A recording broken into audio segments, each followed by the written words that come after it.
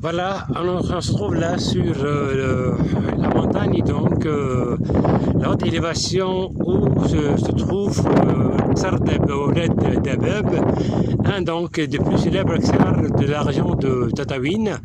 Et là donc j'ai une vue, paysage magnifique là. Donc j'ai toute une vallée plantée d'oliviers, de palmiers. C'est dans ces vallées-là ce sont des sortes de terrasses là qui bénéficient justement de ruissellement de la pluie et des alluvions pendant les années pluvieuses. C'est pour ça donc c'est justement ces terrasses-là ont été aménagées et plantées justement d'oliviers, de palmiers et en même pendant les années pluvieuses, cultiver de l'orge et du blé.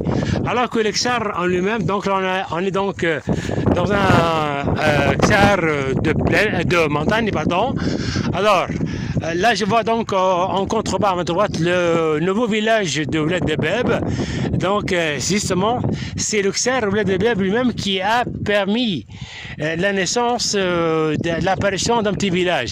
Justement, après l'indépendance du pays, après la politique donc de la sédentarisation donc des semi-nomades, on a donc essayé de créer des villages tout autour justement des anciens ksars pour sédentariser donc ces semi-nomades, pour mieux les contrôler, mais surtout pour les éduquer, les instruire. C'est pour cela que dans chaque village moderne se trouvant donc aux alentours du ksar, il y a nécessairement donc de nouvelles habitations, il y a une école primaire, il y a un dispensaire, il y a un bureau de poste, ils ont l'eau courante et les ST. Avec cette politique-là, on a réussi à mettre fin et au nomadisme et au semi-nomadisme.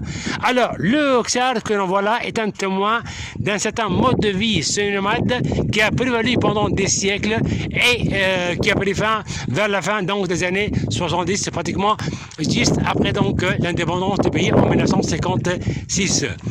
Alors, justement, j'ai bien dit qu'il y a deux ksars de types de ksars, les ksars de montagne, comme c'est le cas de ksar Dabeb, et les ksars de plaine. Les ksars de plaine, justement, datent pratiquement du XVIe siècle, alors que les ksars de montagne, ils appartenaient justement à des tribus donc semi-nomades arabes descendants des tribus de Beni Hillel et Beni Sulaym. Par contre, les ksars de montagne comme ceux de Chénéni, Guémersa, Douiret et autres sont des villages terrestres ou des ksars qui datent du XIe siècle de la fameuse justement invasion hilalienne de Beni Hillel et Beni Sulaym.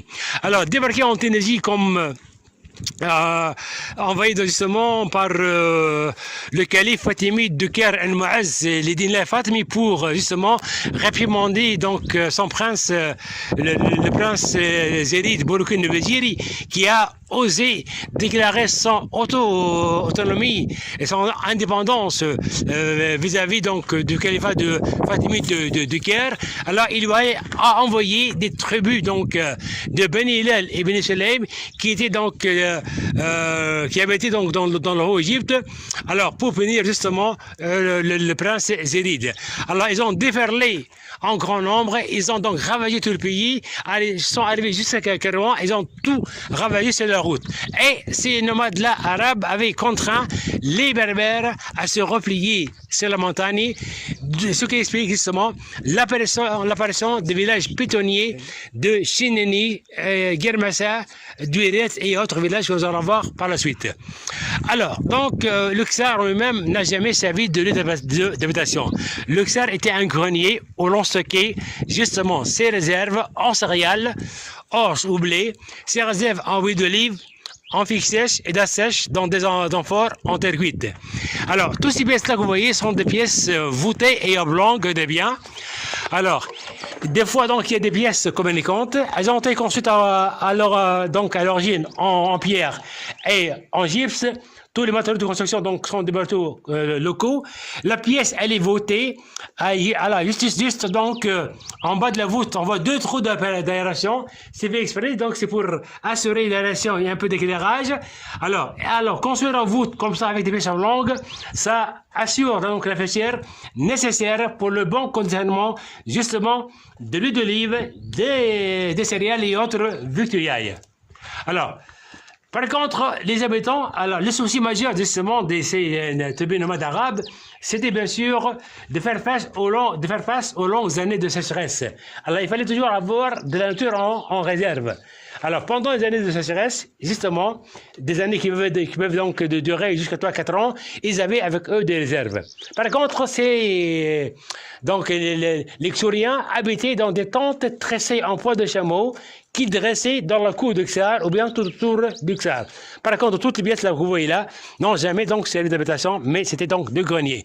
Alors, nous allons voir plus loin qu'il y a des Ksars qui ont jusqu'à 3 étages de hauteur. Allô? C'est bon? C'est parfait. Bon, nous allons donc faire la